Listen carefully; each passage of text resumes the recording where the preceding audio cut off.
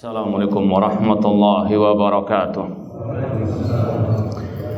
Innal hamdalillah nahmaduhu wa nasta'inuhu wa nastaghfiruh wa na'udzu billahi min syururi anfusina wa min sayyiati a'malina.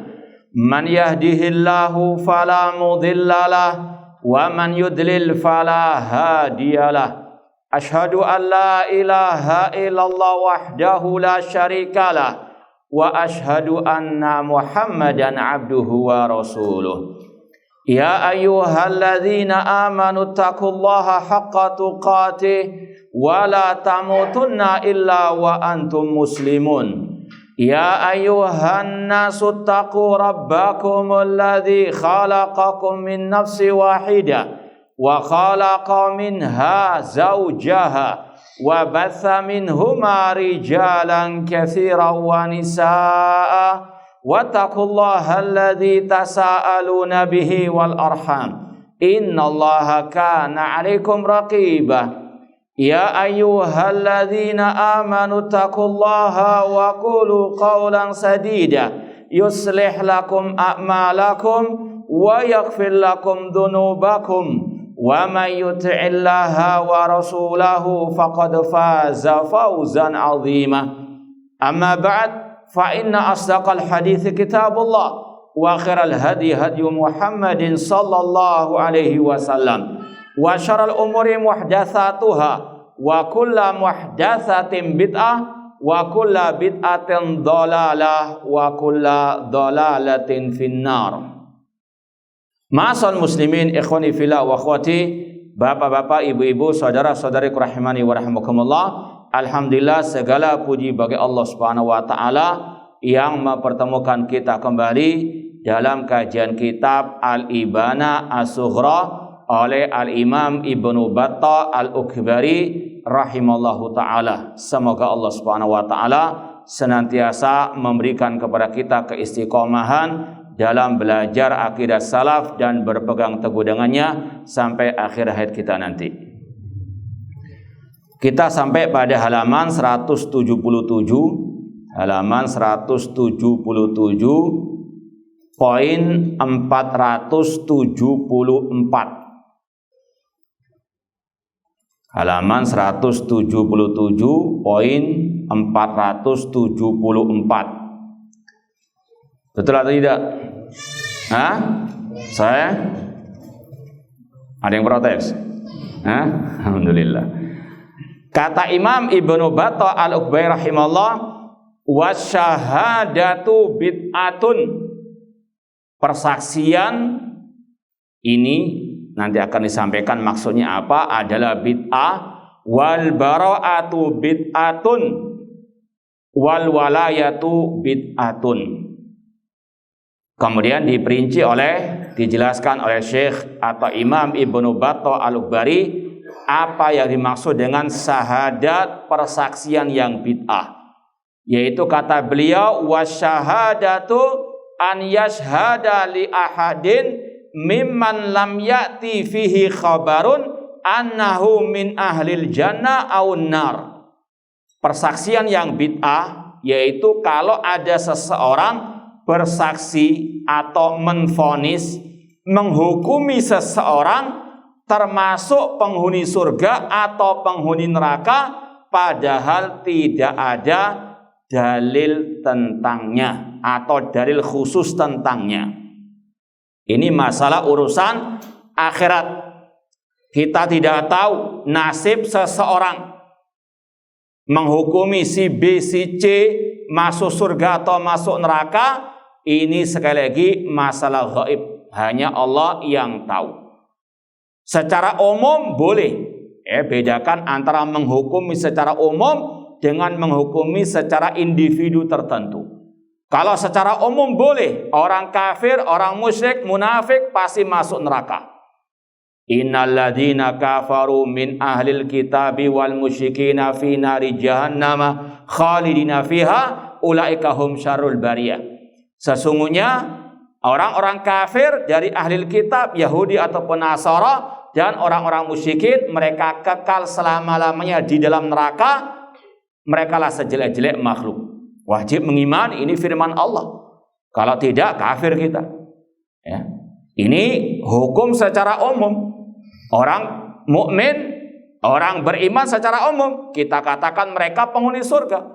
Wa basyiril ladina amanu wa amilus salihati anna lahum jannatin tajri min tahtihal anhar. Secara umum kita katakan semua orang mukmin pasti masuk surga. Ini hukum secara umum. Wajib mengatakan demikian. Adapun individu tertentu si B, si C, maka kita tidak boleh menvonisnya masuk surga atau masuk neraka. Misalnya orang muslim misalnya, meskipun kita melihat, menyaksikan sendiri, mungkin sejak lahir sudah sholat, ya, sampai mati luar biasa, nggak pernah meninggalkan sholat, nggak pernah meninggalkan ibadah, tetap nggak boleh kita mengatakan pasti dia masuk surga. Kenapa? Karena kita nggak tahu apakah amalnya diterima atau tidak, apakah niatnya ikhlas atau tidak, nggak tahu kita hati manusia.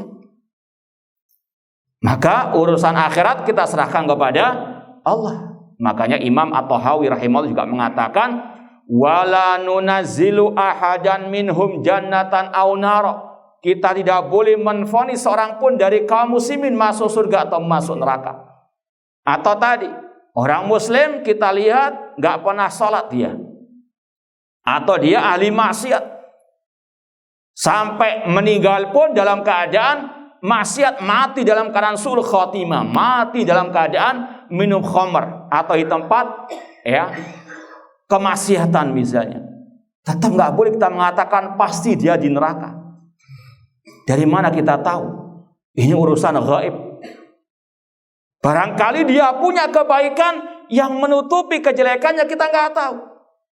Innal hasanat yudhibna sayyi'at. Sesungguhnya kebaikan-kebaikan menutupi kejelekan-kejelekan. Kita ingat kisah perempuan yang ya sekali lagi urusan maksiat luar biasa, pezina. Hanya gara-gara apa? Memberikan minum seekor anjing dia masuk surga. Ini sekali lagi menunjukkan jangan apa? Menyepelekan urusan kebaikan. Bisa jadi kebaikan orang itu yang nggak kita ketahui menutupi kejelekannya. Urusan ya akhirat kita serahkan kepada Allah.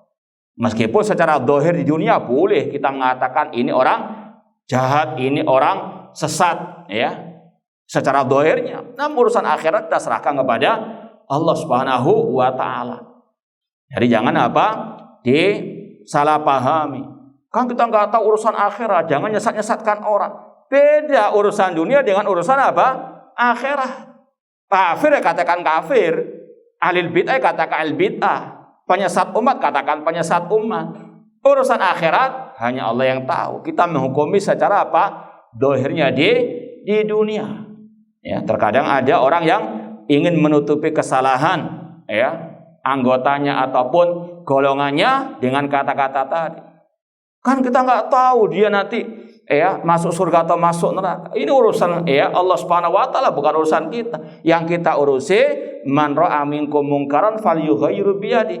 Barang siapa melihat kemungkaran rubahlah dengan tangannya. Kalau nggak bisa dengan apa? Lisannya, dengan dibantah, dengan diluruskan kesesatannya. Ini sekali lagi bedakan antara dua hal ini. Ini orang muslim. Meskipun sekali lagi kita tahu dia ahli maksiat atau dia ahli bid'ah, tetap tidak boleh kita mengatakan pasti di neraka. Kita mengatakan Sayyid Qutb mubtadi' dhal, sesat. Dia bapak terorisme di abad ini. Dia yang mengajarkan terorisme kepada para pemuda sahabat di dunia ini. Sebagaimana yang diikrarkan sendiri oleh tokoh-tokoh kelompok teroris ISIS, Qaeda dan seterusnya. Tapi urusan akhirat kita serahkan kepada Allah. Kita tidak tahu masalah apa? Ghaib. Ya, sekali lagi bedakan antara menghukumi sesuai dengan dohirnya di dunia dengan urusan apa? Akhirat. Ini hukum secara person. Demikian pula dengan orang kafir. Secara umum boleh, wajib kita mengatakan mereka pasti di neraka sesuai dengan dalil ayat tadi dan yang juga ayat-ayat yang lainnya. Tapi B, si C-nya kita serahkan kepada Allah Subhanahu wa taala. Meskipun seandainya kita tahu dari dia, ya kita kenal sampai dia mati tetap dalam keadaan kafir misalnya. Tetap nggak boleh. Kenapa? Karena barangkali dia masuk Islam dalam keadaan sembunyi-sembunyi, kita nggak tahu. Sebagaimana kisah Raja Najasyi. Ini seorang raja, penguasa, nggak sanggup menampakkan keislamannya di hadapan keluarganya, di hadapan rakyatnya. Ketika mati, Rasul diberikan wahyu oleh Allah Ta'ala. Ada seorang Muslim, saudaranya yang mati di negeri kafir, maka pun Rasulullah SAW salat ghaib. Ya. Untuk lebih memantapkan hal ini, kita mau bacakan fatwa para ulama kibar, khususnya di antaranya Syekh Abdul Aziz bin Baz rahimahullah ta'ala. Beliau mengatakan, man mata alal kufri yahudiyun au nasraniyun au ghairuhu idza mata ala dini fahuwa finnar. Ini hukum secara umum, kata beliau, barang siapa yang mati di atas kekafiran, di atas agama Yahudi, Nasrani dan selainnya, kalau dia mati di atas agama kekafiran tersebut, maka dia di neraka. Hukum secara umum. Allah tawa'adahum binar, Allah mengancam mereka masuk neraka. Fal kufar finnari yakinan, orang-orang kafir harus kita yakini di neraka. Wal muslimun fil jannah yakinan, kaum muslimin di surga harus yakin. Ya.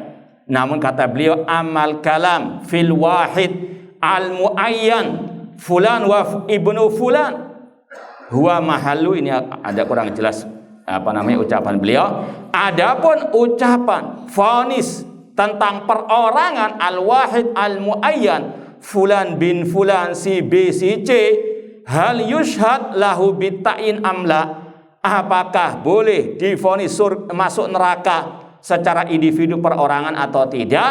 Kecuali kata beliau, man syahidalahu Rasul sallallahu, kecuali kalau ada dalil khusus tentang perorangan itu masuk surga atau masuk neraka dari ayat atau hadis. Seperti Abu Bakar di surga, Umar fil jannah, wajib kita mengatakan demikian. Karena apa? Ada dalil khusus tentang individu tertentu. Abu Lahab di neraka iya, Abu Thalib di neraka iya. Karena apa? Ada dalil khusus tentangnya. Kemudian kata beliau, al-yahud finnar wan nasara finnar kulul kufar kama annal mu'minin fil jannah. Ya, kemudian kata beliau, lakin fulan ibnu fulan kaunuhu mu'minan fallahu alladhi ya'lam ma fi qalbihi. Adapun orang itu dikatakan mukmin, pasti masuk surga, kita nggak tahu hatinya. Ya, barangkali dia munafik, kita nggak tahu.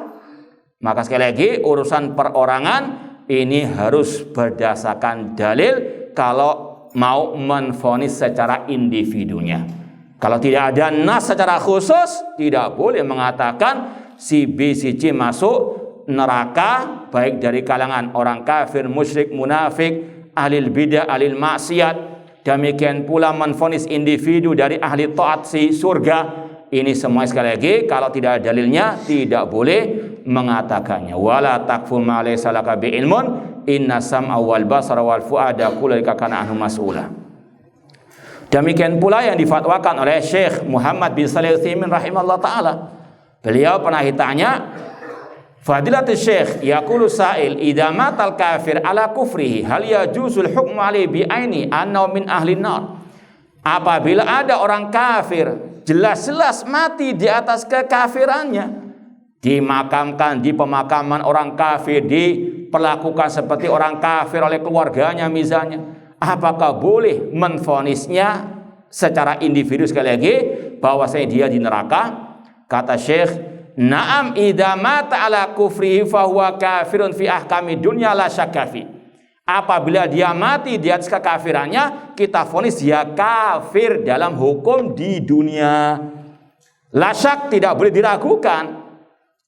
Fi ahkami dunya naqul huwa kafir, dalam hukum dunia kita katakan dia kafir.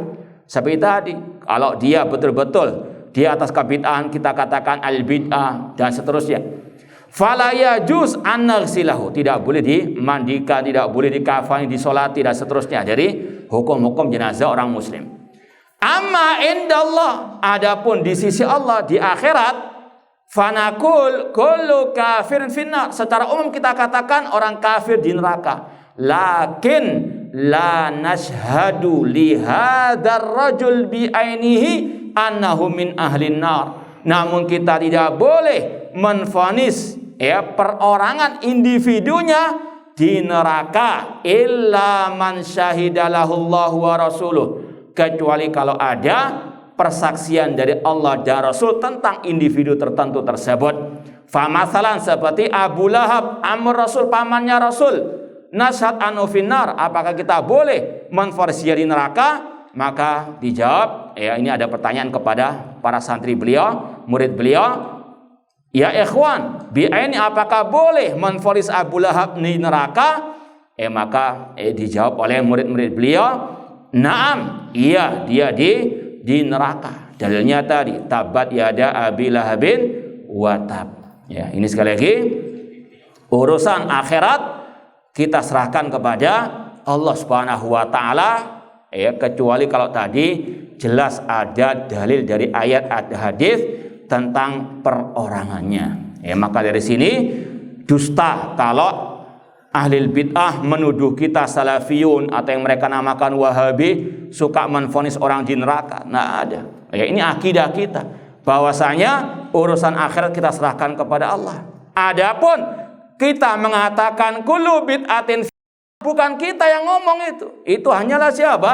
Rasul. Kita hanya menukil saja, mengikuti ucapan Rasul. Dalam Sahih Muslim Rasul mengatakan setiap bid'ah sesat dan setiap kesesatan tempatnya di neraka. Itu hukum secara umum, bukan menvonis si B si C-nya. Namun itulah ahli bid'ah suka gagal paham. Ini kata Imam Ibnu Battah, persaksian itu bid'ah, yaitu tadi menvonis, bersaksi si fulan individu tertentu di surga neraka tanpa dalil. Itu persaksian yang bid'ah. Jangankan urusan masalah tadi penghuni surga, penghuni neraka, masalah menvonis si fulan syahid saja Ahlussunnah tidak membolehkan. Sebagaimana kata Imam Al-Bukhari dalam kitab sahihnya, dalam kitabul jihad ada bab la yuqalu fulanun syahid. Tidak boleh mengatakan menvonis si fulan syahid, tidak boleh mengatakan Hasan al-Banna syahid, Said Qutb asy-syahid, naudzubillah min dzalik. Ya. Kemudian Imam Al-Bukhari membawakan riwayat tentang seseorang yang dia luar biasa berani dalam medan perang, medan jihad, sampai sebagian para sahabat istilahnya mengacungkan jempol. Namun kata Rasul, huwa finnar, dia di neraka. Karena Rasul diberi wahyu oleh Allah Subhanahu wa taala. Ini sekali lagi tidak bisa kita menvonis perorangannya surga neraka, karena ini urusan ghaib, hanya Allah yang maha tahu. Kemudian yang kedua, wal walayatu an yatawalla qauman wa yatabarra min akharin. Al bara'ah itu bid'ah, yaitu maksudnya berwala, loyalitas, berbarok di atas kebid'ahan. Kalau kita baca dari syarah Syekh Abdul Aziz Ar-Rajihi, ini kita nukil sedikit ucapan beliau. Al-walayah, loyalitas yang bid'ah itu adalah loyalitas di atas kebid'ahan. Orang berbuat bid'ah malah dibela, orang berbuat bid'ah malah dibantu. Ini namanya loyalitas yang bid'ah. Awit ta'assub, atau loyalitas karena fanatik golongan, karena satu kampung, satu kabilah, meskipun dia kafir alil bid'ah dibela, meskipun dia penjahat dibela. Ini namanya loyalitas yang bid'ah. Dalam Islam diatur al-wala wal bara.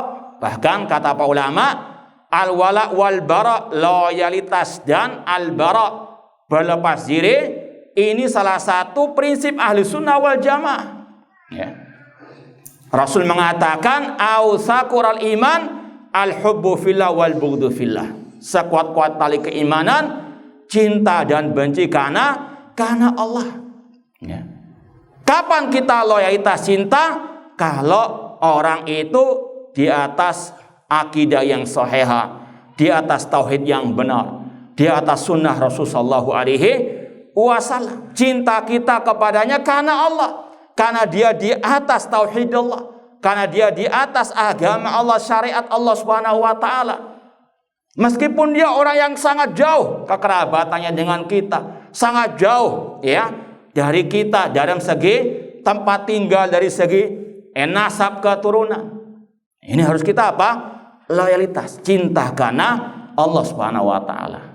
Namun sebaliknya, meskipun dia orang dekat dengan kita dari segi kekerabatan, dari segi alma mater misalnya, namun kalau dia menyelisihi ajaran Allah dan Rasulullah SAW, maka wajib berlepas darinya. Sebagaimana firman Allah di akhir surat Al-Mujadilah, la tajidu qauman yu'minuna billahi wal yaumil akhir yuwaduna man hadallaha wa rasulah walau kanu aba'ahum au abna'ahum au ikhwanahum au ashiratahum. Engkau Nabi Muhammad tidak akan mendapati orang yang beriman kepada Allah dan hari akhir mereka mencintai orang-orang yang menentang Allah dan Rasulnya. Artinya ciri orang beriman tidak loyalitas kepada yang menentang Allah dan Rasulnya. Meskipun kata Allah abahum, ayah mereka, au abnahum atau anak-anak mereka, au ikhwanahum atau saudara mereka, au ashiratahum atau kerabat mereka.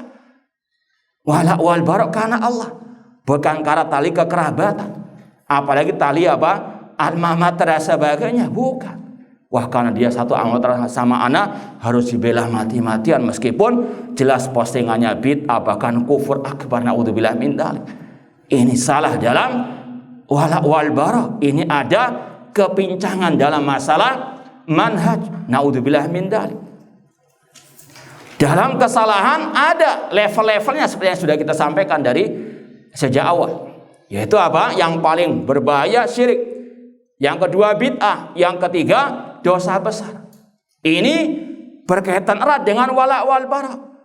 Jangan yang salahnya maksiat dibenci sebagaimana orang kafir, atau bahkan lebih dari orang kafir. Atau yang berbuat maksiat dibenci lebih dari yang berbuat kebid'ahan. Apalagi yang bukan maksiat, hanya gara-gara nggak ya suka dengan istilahnya kepribadiannya, ataupun hanya karena meninggalkan sunnah kemudian apa diboikot dan seterusnya. Naudzubillah min dzalik. Sunnah dalam artian mustahab, yang meninggalkan yang mustahab dihajar, diboikot, tidak diajak bicara, sedangkan yang postingannya bid'ah bahkan kufur dibela mati-matian. Ini adalah orang yang kalau tidak jahil dalam masalah manhaj, atau tadi ada kepincangan dalam masalah manhajnya, ada penyimpangan dalam manhajnya. Para salafus saleh jelas seperti yang sudah sering kita sampaikan dari ucapan Sufyan Ats-Tsauri misalnya, al bid'atu ahabbu ila iblis minal maksiyah. Bid'ah lebih dicintai oleh iblis daripada maksiat. Ahlus sunnah lebih benci bid'ah daripada maksiat. Demikian pula dengan pelakunya. Jangan dibalik ya. Kalau yang maksiat saja nggak boleh dibenci lebih daripada yang berbuat bid'ah, apalagi yang nggak berbuat maksiat hanya karena meninggalkan yang mustahab tadi ya. Maka sekali lagi hati-hati, harus dipahami betul. Wala wal bara bagian daripada usul ahli sunnah wal jamaah ya. Jangan seperti misalnya di sebuah misalnya ya pesantren atau asrama pesantren ya, ketika ada kasus misalnya maksiat pencurian HP, teriak-teriak kayak kiamat kubro ya. Tapi ketika ada salah satu ustadznya yang postingannya tadi bid'ah, yang postingannya bahkan kufur akbar, mencela-mencela dalam masalah akidah manhaj, berusaha untuk ditutup-tutupi, dibela mati-matian, bahkan membantah yang membantahnya dan seterusnya. Ini ada ya kepincangan dalam masalah manhajnya. Manhaj Ahlussunnah menempatkan tadi bid'ah lebih berbahaya daripada maksiat. Jangan dibalik. Atau bahkan tadi yang tidak sampai ke derajat maksiat pun dihajar seterusnya. Naudzubillah min dzalik.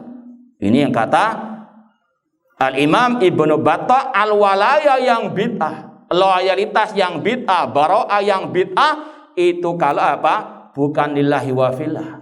Bahkan Syekh Abdul Aziz Ar-Rayis hafizallahu ta'ala pernah mengatakan, kalau ada orang yang mencela-mencela dalam masalah akidah wal manhaj, lalu masih ada orang yang mencintai, ngefan kepadanya atau membelanya, itu dia bukan cinta karena Allah Subhanahu wa ta'ala.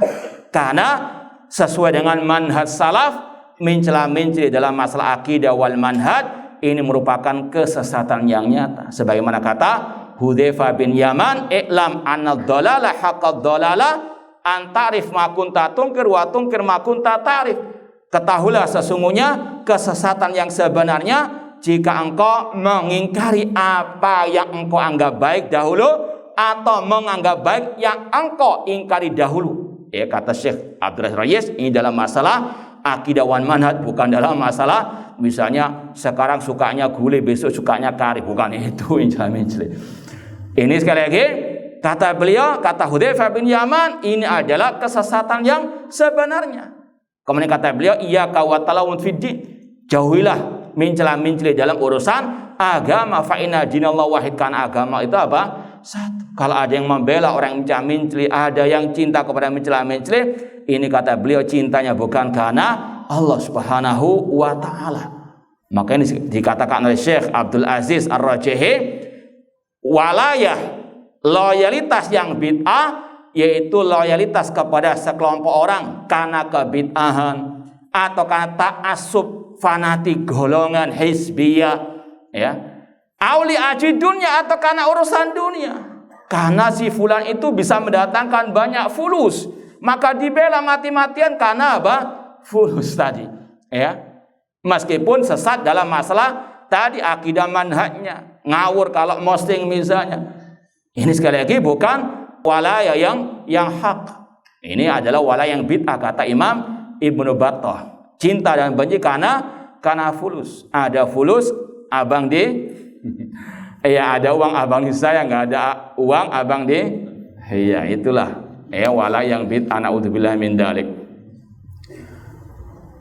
Kemudian kata Imam Ibnu Battah, wal bara'atu, di antara bara'ah yang bid'ah, an yabra'a min qaumin hum ala dinil Islam wa sunnah, berlepas diri dari orang-orang yang betul-betul di atas Islam dan sunnah Rasulullah SAW, yang enggak menyimpang di boikot, yang enggak menyimpang ditahdzir, yang enggak menyimpang diusir dan seterusnya. Ini namanya al-bara'ah yang bid'ah.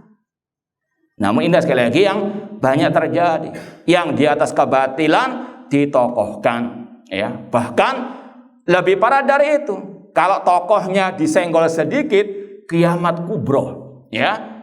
Namun ketika Allah disekutukan, summum bukmun umyun, malah apa? Ditutup-tutupi, malah dibela mati-matian. Ketika tokohnya dicela sedikit saja, meskipun jelas dia salah misalnya, wah luar biasa pembelaan di mana-mana, ya, mencaci maki yang mengkritiknya. Tapi ketika Al-Quran dicela, dikatakan nasikh mansuhnya, ada mencela-mencela atau sama dengan mencela-mencela, summum bukmun umyun, mana itu hubbu fillah wal bughdhu fillah, naudzubillahi min dzalik. Ini sama dengan keadaan kelompok ikhwan muslimin, kelompok hizbiyin.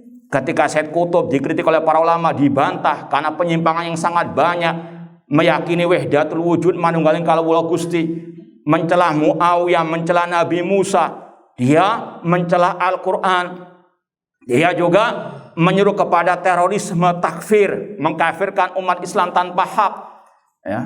Itu mereka apa? Berusaha untuk dibela mati-mati, atau paling tidak mengatakan kalau mengkritik, ya, Said Qutb harus adil, objektif, muwazanah, harus sebutkan juga kebaikannya. Iya betul dia salah ini, namun juga sebutkan dia muslim, dia juga berakhlak mulia, dia juga membantu anak yatim, sebutkan juga kebaikan-kebaikannya. Ini kalau tokoh mereka. Coba kalau mereka mengkritik Syekh Albani, nggak ada itu muwazanah. Syekh Albani antek-antek Yahudi, ya, Syekh Albani Murji'ah, nggak ada. Itulah untuk mereka halal, untuk kita apa? haram. Itu kelakuan kelompok ikhwan muslimin. Naudzubillahi min dzalik. Wal bara'atu an yabra min qaumin hum ala din Islam wa sunnah. Yang enggak menyimpang tidak boleh dibenci, tidak boleh boikot ataupun yang semisal dengannya ditahdzir, ya. Maka itu adalah al-bara'ah yang bid'ah. Cuma sekarang semuanya banyak yang diputar balikan. Dan masalah al-bara'ah sudah kita sampaikan tadi, urutan yang pertama yang jatuh di atas kekafiran atau yang kafir. Alhamdulillah sudah kita sampaikan pada waktu khutbah Jumat yang lalu di sini, ya. Di khutbah Jumat yang lalu di sini kita sampaikan sedikit dari tafsir Ibnu Katsir tentang surat Al-Kafirun. Kata Imam Ibnu Katsir, nanti antum lihat lagi dalam tafsir Al-Kafirun oleh Imam Ibnu Katsir, beliau mengatakan suratul Al-Kafirun itu namanya suratul Bara'ah. Surat apa? Al-Bara'ah, berlepas diri dari orang-orang kafir dan dari agama orang kafir. Bahkan beliau mengatakan innama hiya suratul Bara'ah. Al-Bara'ah mimma ya'maluhul musyrikun. Berlepas dari segala perbuatan orang-orang musyrik. Dan beliau juga mengatakan ya'murullah rasulahu bil bara'ati min dinihim bil kulliyah. Allah merintahkan rasulnya untuk berlepas diri dari agama orang-orang kafir secara totalitas. Tidak boleh ikut-ikutan ajaran mereka, akidah mereka, ibadah mereka. Tidak boleh ikut perayaan hari raya mereka. Ini berlepas diri dari mereka. Meskipun kita sampaikan juga, nggak boleh kebablas sebagaimana kelompok teroris sampai menteror, mendolimi orang kafir, bahkan sampai ngebom ataupun menumpahkan darah orang kafir tanpa hak. Ini bukan ajaran Islam wasa. Dalam urusan agama, urusan akidah, perayaan agama, kita nggak ikut-ikutan. Namun urusan dunia silakan berbuat baik kepada mereka. Yang utang kepada mereka bayar, ya. Jangan menganggap ghanimah dan seterusnya. Ini bedakan antara apa? Toleransi yang hak dengan yang kebablas tadi. Poin berikutnya 475. Wa minal bid'ati an ya'khudas sultan ar-rajul fayadribahu wa yu'aqibahu fayaqul afa'alta kada asana'ta kada hatta yuskhitahu. Termasuk kebid'ahan. Wallahu alam, ini yang dimaksud adalah kemaksiatan, kezaliman.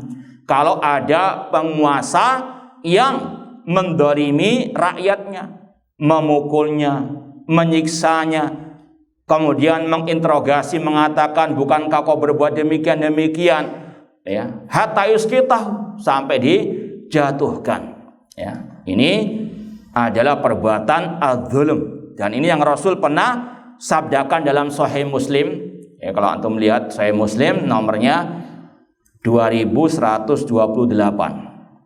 2128. Rasul mengatakan sinfani min ahlin lam arahuma. Ada dua golongan manusia yang merupakan penghuni api neraka yang belum pernah aku lihat.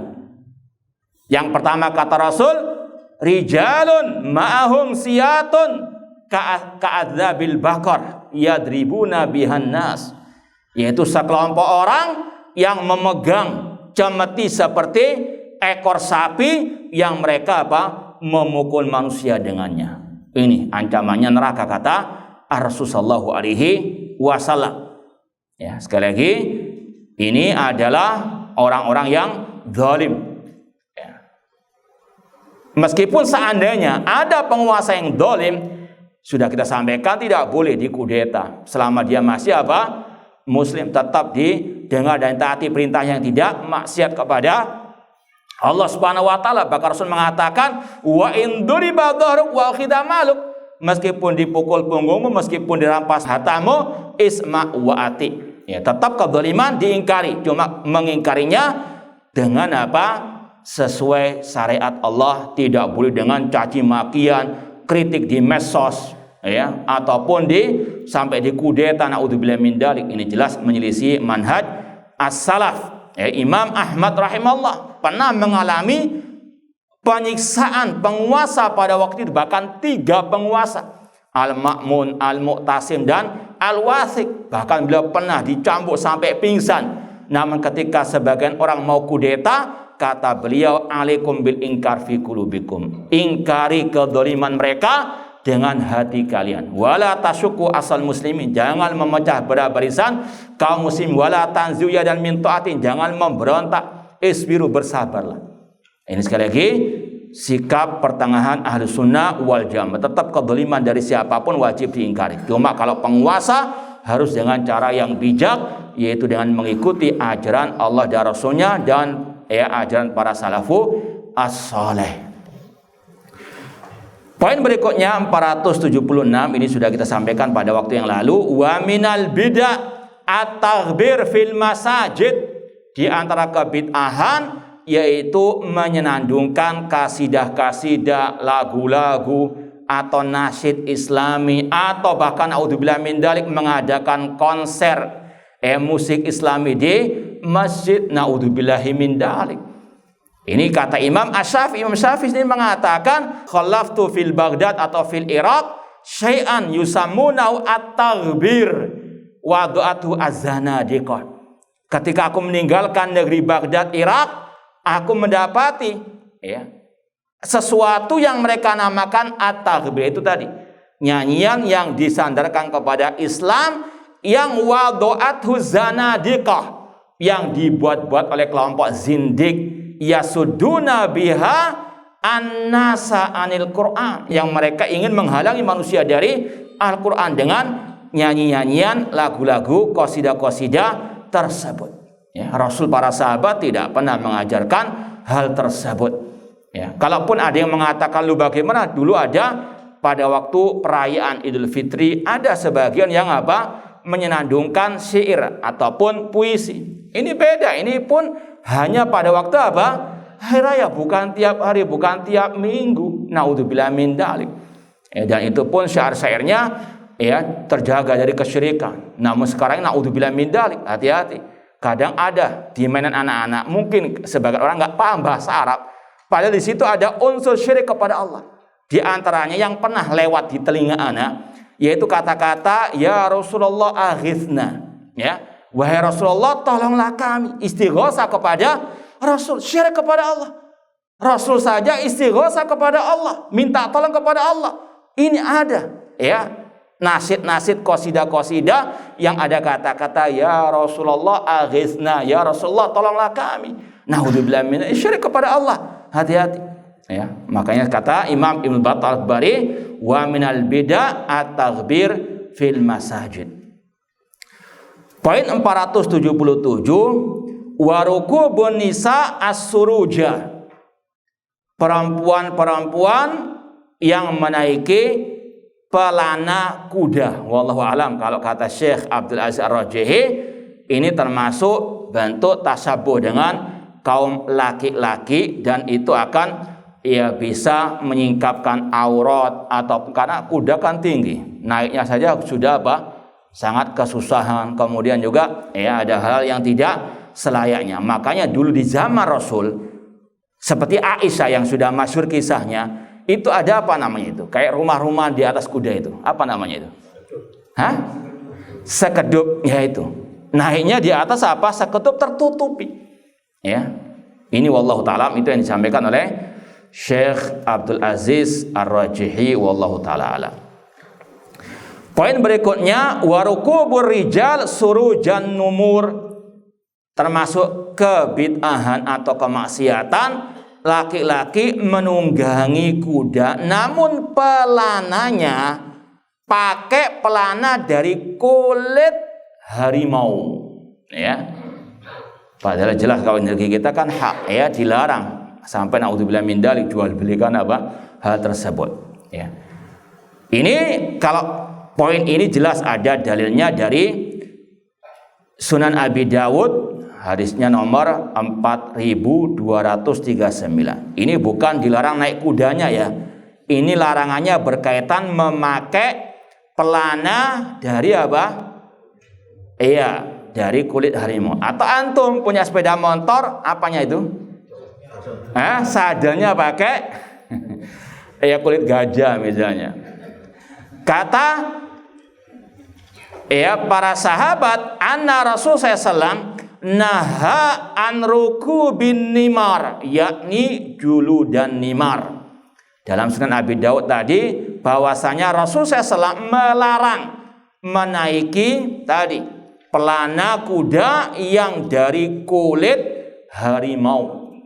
Di antara sebabnya wallahu alam kata para ulama, karena ini ya menampakkan kesombongan, ya seolah-olah apa? Dia raja dan sebagainya. Innallaha la yuhibbu kulla mukhtalin fakhur. Allah tidak suka dengan yang membanggakan diri dan yang sombong. Wallahu taala alam. Poin berikutnya masih mirip dengan poin sebelumnya dan masuk ke maksiatan ittikhadu aniyati dzahab wal fiddah. Memakai bejana dari emas dan perak. Nah, ini luar biasa nih kalau nggak orang kaya apa ini? Nah, ini termasuk yang dilarang oleh Rasul SAW dalam Sahih Bukhari. Rasul mengatakan la tasrabu fi aniyati dzahab wal fiddah. Jangan kalian minum di bejana yang berasal dari emas dan perak.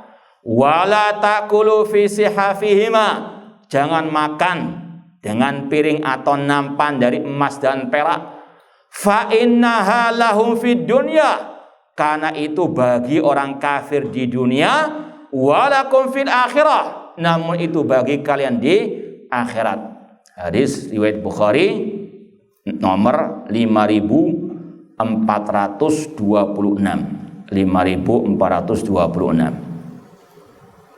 Sama sebabnya kata ulama di antaranya karena ini menunjukkan akan kesombongan.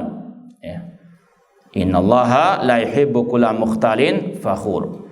Bahkan dalam riwayat ya berikutnya Rasul mengatakan alladzi yashrabu fi aniyati dzahab wal fiddah innama yujarjaru fi batnihi naru jahannam. Orang yang meminum dari bejana emas dan perak itu dia diberi minum di perutnya dari api neraka jahanam. Ini ancamannya. Hadis riwayat Bukhari juga nomor 5634.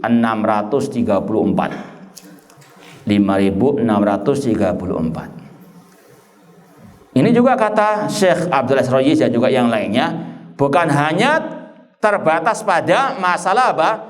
Ya, piring, gelas ataupun mangkok, juga dengan apa? Mungkin pensil atau mungkin HP, ya, masya Allah, karena apa?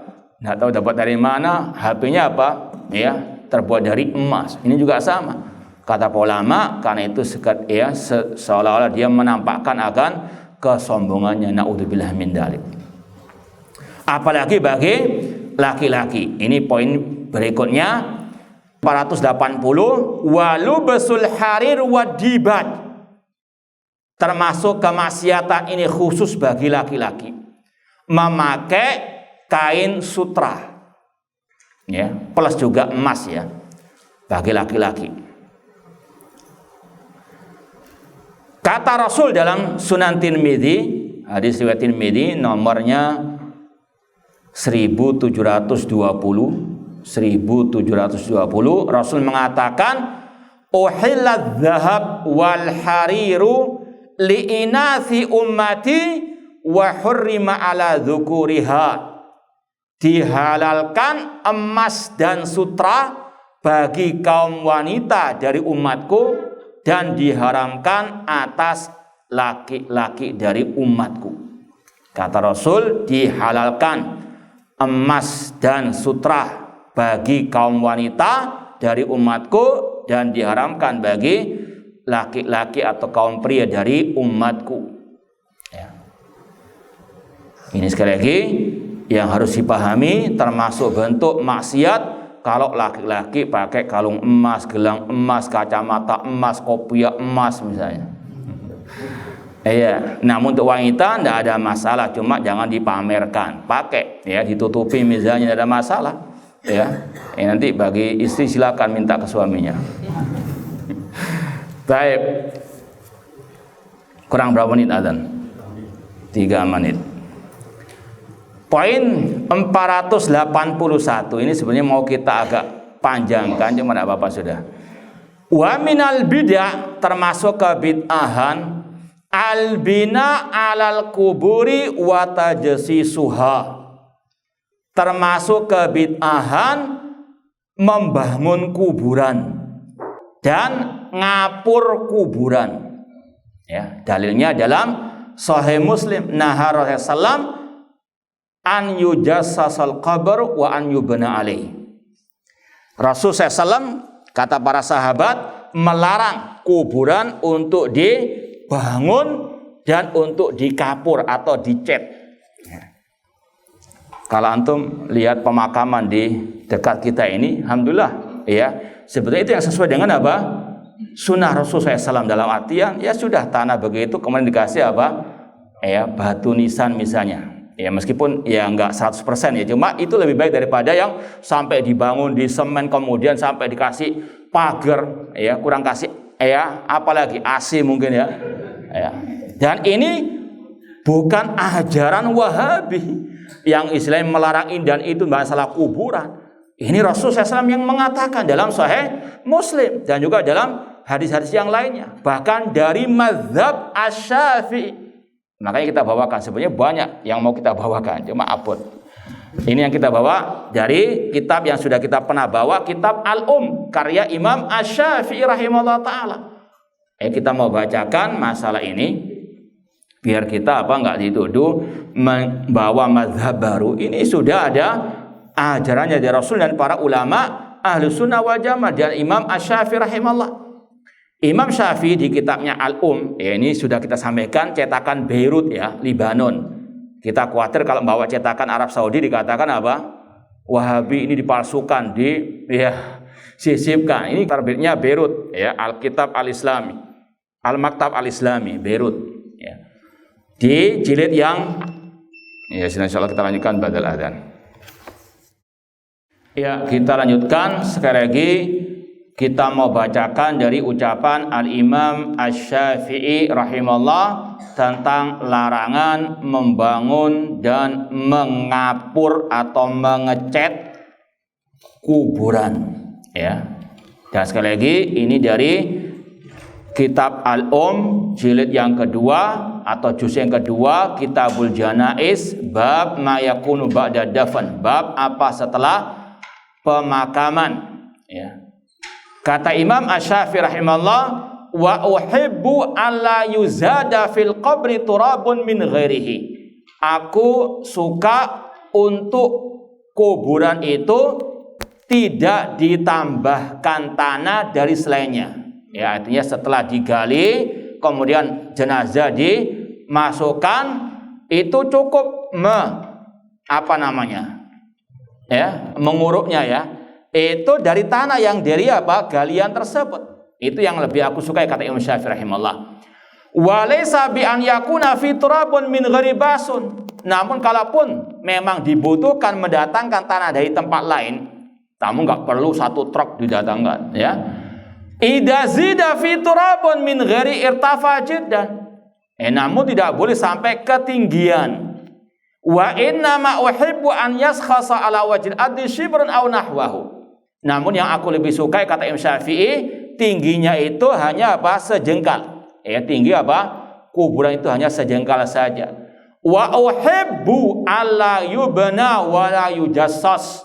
Dan aku suka untuk tidak dibangun, tidak dikapur.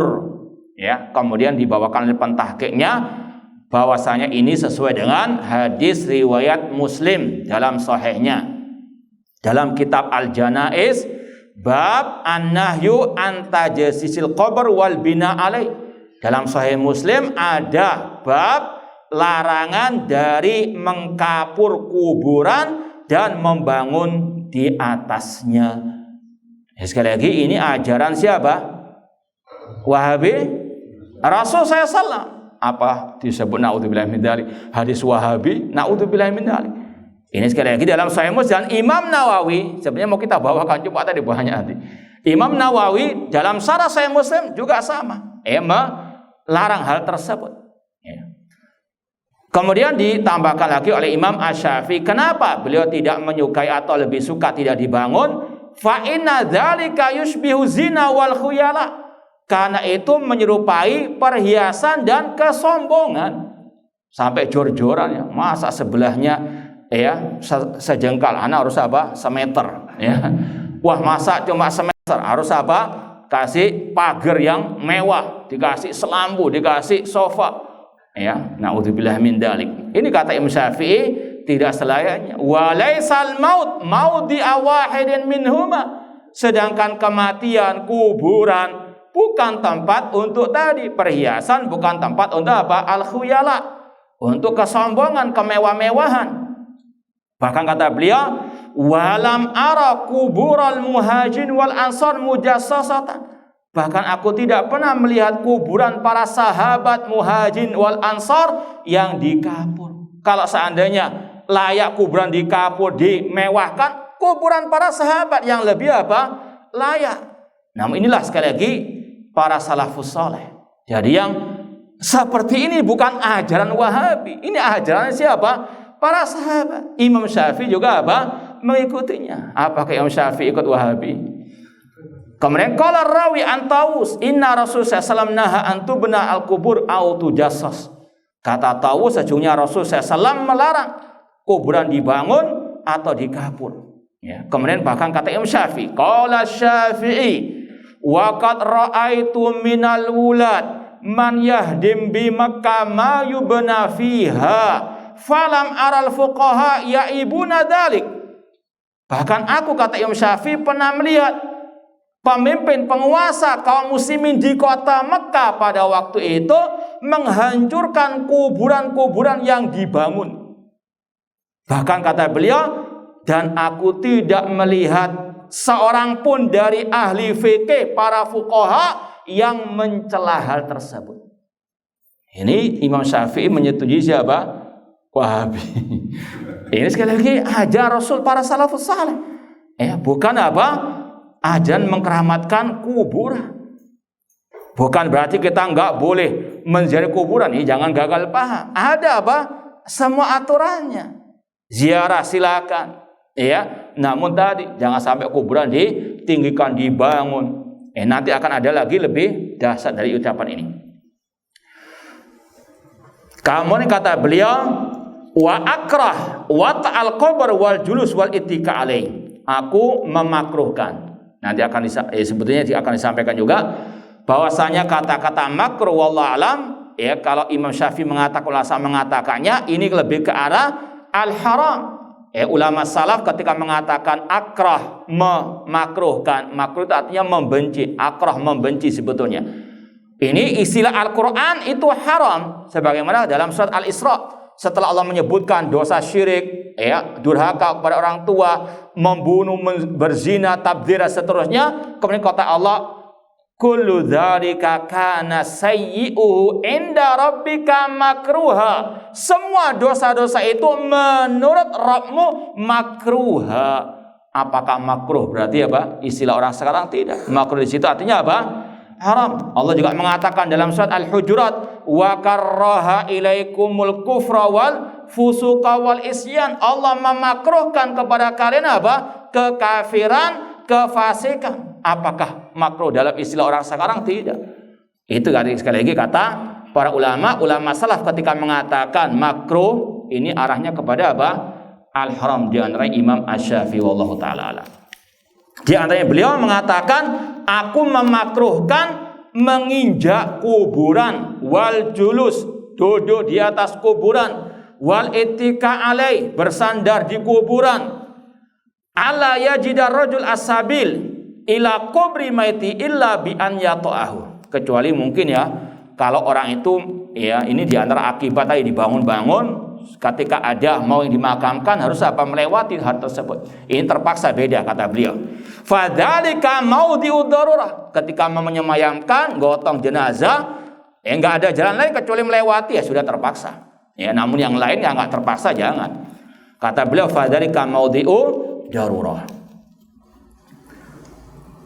Kemudian Imam Syafi'i rahimahullah membawakan dalil tentang hal ini. Kata Abu Hurairah radhiyallahu anhu, li'an ajlis ala jamratin fatahrik ridai summa qamisi summa izari summa tufdi ila jildi ahabbu ilayya min an ajlisa ala kubri imri'in muslimin.